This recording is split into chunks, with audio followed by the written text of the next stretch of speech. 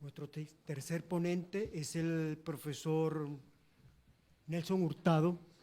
nacido en Caracas, músico, musicólogo, doctor en humanidades por la UCB, magíster en musicología latinoamericana, UCB, especialista en protección del patrimonio musical iberoamericano, CRM España, licenciado en artes, mención música, docente titular de la Universidad Nacional Experimental de las Artes en Venezuela, UNEARTE, doctorando en teorías estéticas en la Universidad de Guanajuato, México, doctorando en historia UNEARTE, vicerrector académico de la UNEARTE, profesor de la Escuela de Artes de la UCB, investigador asociado y docente del doctorado de estudios nuestroamericanos del Centro de Estudios Latinoamericanos y Caribeños Rómulo Gallego CELAR. Hasta el año 2024 fue vicerrector de investigación y posgrado de la UNESCO. Fue coordinador del Seminario Regional de Música en la Nueva España y el México Independiente, musicólogo, investigador y docente del Instituto de Investigaciones Estéticas de la UNAM, IE UNAM 2006-2008. Fue coordinador de la documentación del CNIDIN Carlos Chávez de México 2008-2007. Su ponencia, disculpe.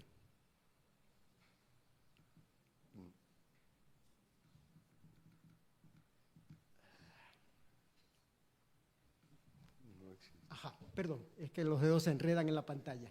La ponencia se titula La crisis de la estética occidentalocéntrica en las bellas artes hacia una teoría transmoderna. Adelante, profesor. Gracias. Espero ser lo suficientemente breve. Primero, agradecer a Liartes en la figura de su director, el profesor Zacarías García, a Miguel Ángel Balboa por la invitación tan cordial que me hicieron, al CELAR, la persona de su presidente, el profesor Pedro Calzadilla, quien nos ha recibido cordialmente, aunque esta también es mi casa, trabajo acá en el posgrado de estudios nuestroamericanos. Y bueno, gracias a los magníficos ponentes y amigos y amigas que me acompañan en la Fundación Claudio Perna, que se ha hecho presente hoy acá y acompañarnos en este trabajo. Yo voy a hablar un fragmento de esa ponencia que trata precisamente sobre la crisis occidentalocéntrica y que tiene un punto de partida muy sencillo, que es que tengo varios años, algunos, asistiendo a congresos, charlas, discusiones sobre asuntos relacionados con la estética, el arte, la música, la musicología, la plástica, la danza, las disciplinas artísticas, etcétera, etcétera. Y veo cómo de alguna manera se repiten una gran cantidad, no solo de lugares comunes, sino de teorías comunes, de pensamientos comunes, que a mi juicio, pobre y escaso, creo que le hacen poco valor a nuestro pensamiento y nuestro proceso de creación. Entonces, una de las cosas que más hemos discutido a lo interno de las instituciones, sobre todo formativas en las que he estado, es que tenemos debilidades profundas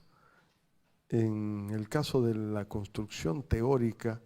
que sustente o que evidencie, que presente frente al mundo, que sirva como un ariete intelectual, un tanque de pensamiento, lo llamaba el comandante,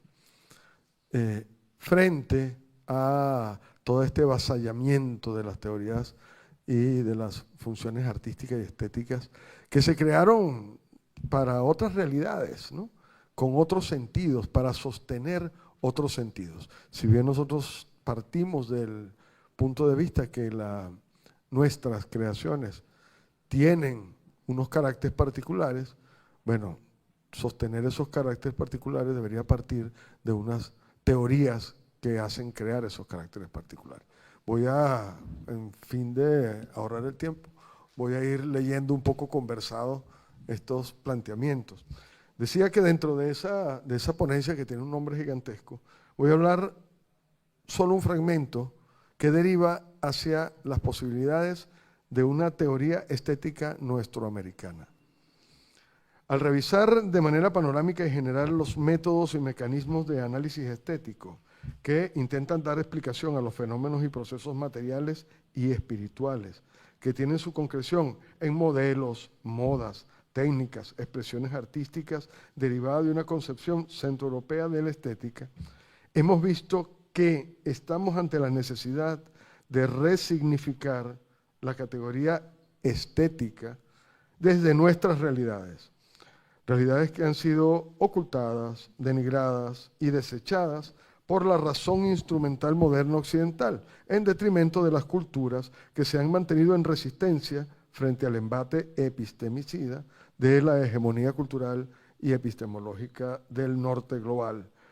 acaecida sobre los pueblos subalternizados del sur global. Todas estas ideas que están planteadas en este texto están en proceso de consolidación, por lo tanto les pido cierta indulgencia con lo que voy a decir. Y bueno, han nacido de diferentes fuentes de discusión. Por una parte, la inmensa cantidad de bibliografía consultada, donde se evidencia en esa bibliografía un marco histórico más bien latinoamericanista y decolonial. Y en segundo lugar, los interesantes contrastes planteados en las discusiones que se han dado en las clases de análisis estético en las que he estado, ¿no? Finalmente, las intensas discusiones originadas en el Grupo de Investigación para nuestra Descolonización Epistemológica, Ludovico Silva, que tiene sede en la Universidad de las Artes, por las que estas ideas, en estricto senso, son un producto de una discusión colectiva y colegiada. Plantear la resignificación del concepto de estética es un trabajo duro, pesado y con muchas adversidades, pero profundamente necesario. La concepción actual de la palabra estética, vista como el espacio de lo sensible y sobre todo asociado a las artes, es un universalismo impuesto desde los espacios de poder epistemológico, donde la lógica de la dominación mundial ha hecho estragos. Ese mundo que el grupo de pensamiento Colonialidad Modernidad llama el sistema mundo moderno capitalista. Esta lógica instrumental ha desarrollado mecanismos de imposición de pensamiento único, entendiendo pensamiento como la capacidad de análisis y comprensión de la realidad. Pensamiento único nacido de la percepción del mundo y de los intereses de Europa y ahora de Estados Unidos, con la intención de uniformar una matriz de pensamiento que unifique, valga la redundancia, y achate las capacidades perceptibles de razonamiento a nivel global, atacando y exterminando así cualquier forma de pensamiento diverso o divergente, o cualquier tipo de razón que no se sujete a la lógica moderna, contribuyendo al epistemicidio de las culturas subalternizadas. Sin embargo, en esa constitución e imposición epistémica, las sabidurías de nuestros pueblos, las cuales han sido sometidos a y determinados por esos procesos de colonización epistemológica, desde la imposición de un lenguaje, de un idioma, hasta las maneras de alimentación, han mantenido espacios de resistencia y rebeldía en las que, mimetizadas y ocultadas en las prácticas mítico-rituales, resguardándose del embate destructor occidental, se han mantenido en esa otra razón que le ha permitido vivir más de 30.000 años. Uno de los valores más poderosos ha sido la forma en que nuestros pueblos se relacionan con la naturaleza y comprenden la vida desde una razón que no extermina, sino que permite la reproducción de la vida en todos los niveles y escalas. Es esta sabiduría la que comprendemos en nuestro trabajo como estética. Desde Occidente se ha establecido una hegemonía cultural y la razón occidental universalista aparente como el único medio de comprensión, comunicación de todo, del todo, lo cual se impuso a la base cultural nuestroamericana y de otras culturas subalternizadas y colonizadas por el pensamiento hegemónico, pero nuestras culturas han mantenido algunos de sus elementos estructurales fundamentales, ya que nuestros pueblos y sus epistemologías no fueron destruidas ni exterminadas en su totalidad. De acuerdo con Enrique Dussel, reconocemos que el peso histórico milenario de la cultura popular lo impidió. sino que también transformó el proceso de colonización y adaptación a las nuevas características. Adaptarse para reexistir, que es la manera en que comprendemos la resistencia. La idea de pensar la estética como el conjunto de mecanismos, acciones, relaciones, memorias y recuerdos que nos permiten multiplicar la vida es en sí misma una idea que trasciende su asociación unívoca a la razón tradicional, occidentalizada y moderna, visión que la reduce a las expresiones artísticas, a los procesos sensibles, a los mecanismos de creación asociados a la belleza occidental, percibida por los sentidos en favor de la recreación humana. Esta postulación no solo universaliza una idea producto de una coyuntura histórica y política asociados a los establecimientos de las clases sociales humanas estratizadas por la Organización Social del Trabajo, sino que no concuerda ni reduce otras formas de percibir y comprender el mundo más allá del antropocentrismo y el eurocentrismo globalizado, lo cual ignora e invisibiliza otras formas, otras razones, otras epistemologías. Esta idea, apoyada por el materialismo dialéctico constituido desde el universalismo eurocéntrico, dejan de lado las realidades que son intrínsecas a los mecanismos de los pueblos no estrictamente eurocéntricos o eurocentrados, que han creado para la reproducción de la vida en el planeta.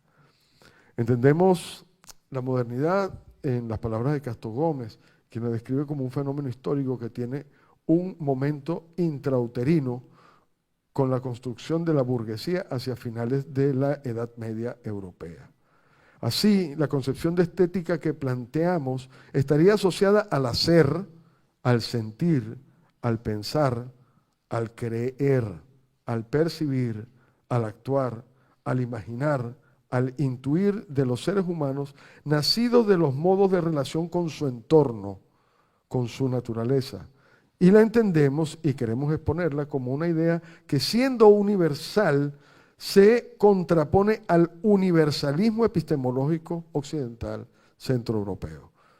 Esta reconfiguración de las categorías que constituyen la construcción estética nos permitiría incluir realidades, conceptos, percepciones, mecanismos, estructuras de pensamiento, donde la realidad trasciende los límites de lo meramente perceptible por los sentidos,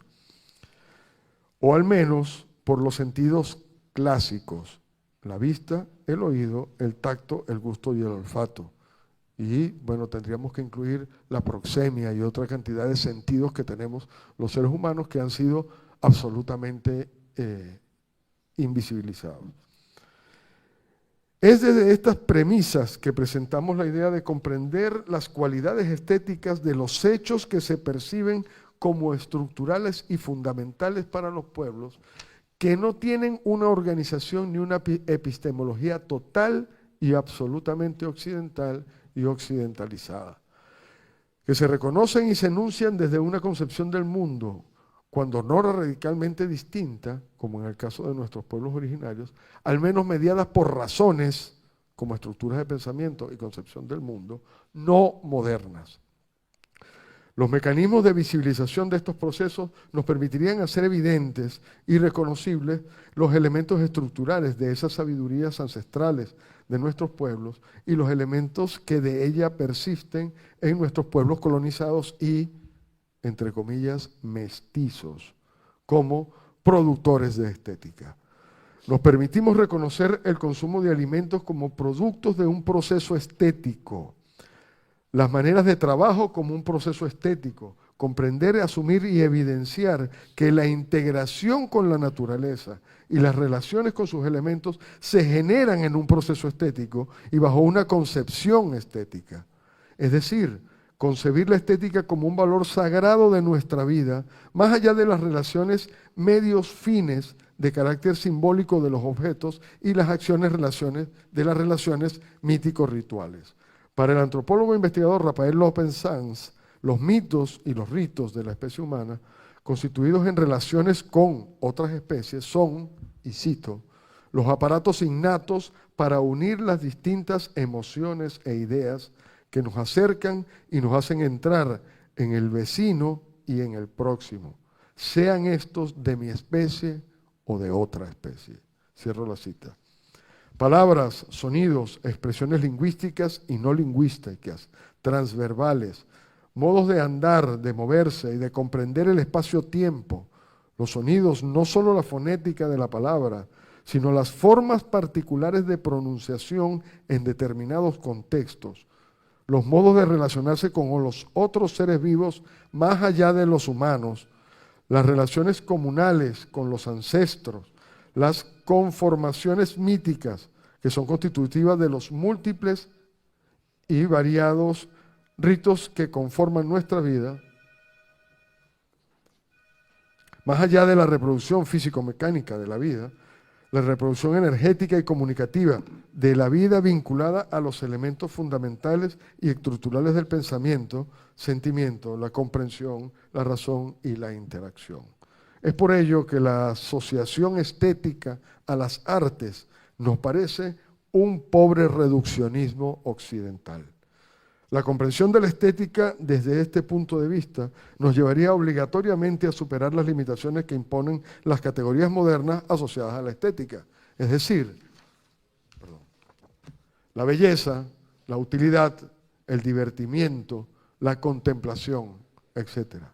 Estas categorías, utilizadas como mónadas o unidades autosuficientes, desconectadas de las realidades sociales o comunales en las que cobran sentido, ya sea particular o universal,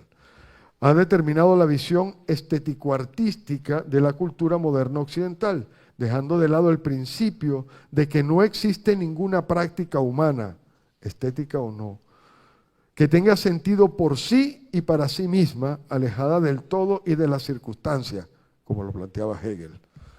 Contextos, momentos, historias que generan, delimitan y explican la realidad. La comprensión de determinados procesos, creaciones, objetos y sus funciones está definida por el sistema de significados que les asignan en un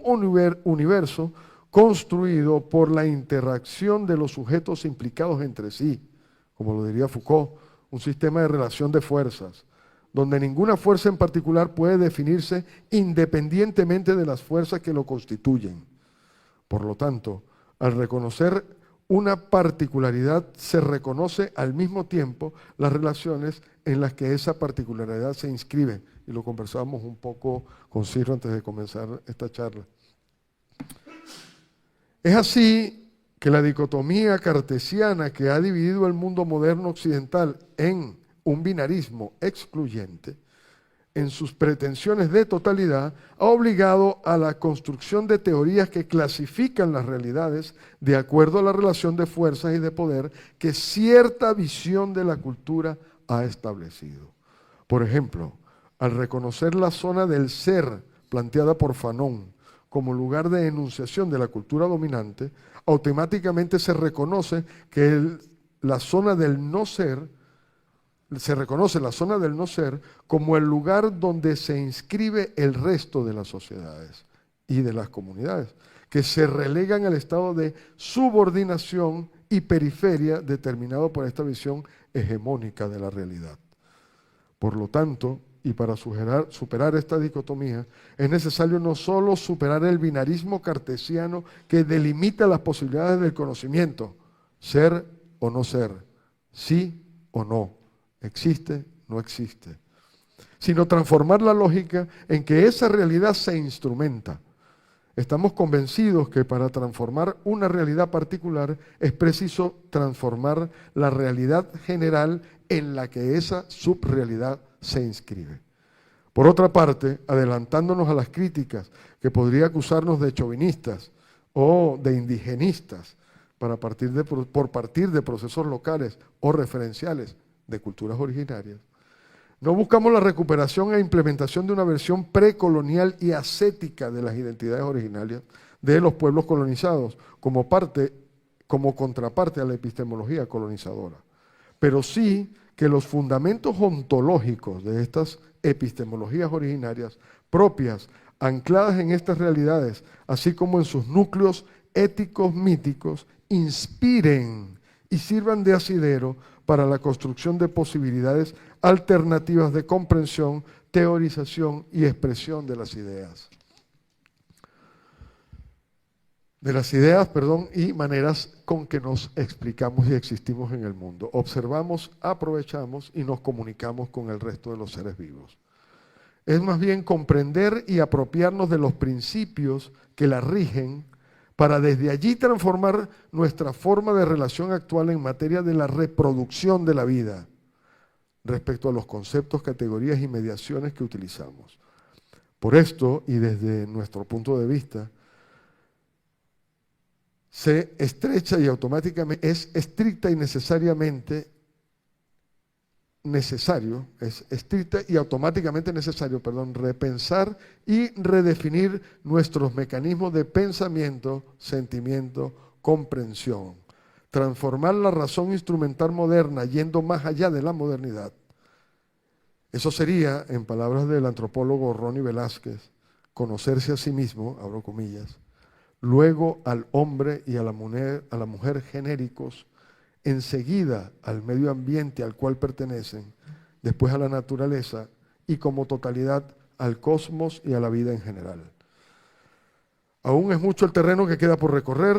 en este trabajo que estamos seguros pondrá los estudios y las investigaciones estéticas en otro campo del pensamiento que sobrepase las limitaciones impuestas por una visión determinista y estrecha de las realidades propias y culturales mundiales. Muchas gracias. Muchas gracias, doctor Nelson.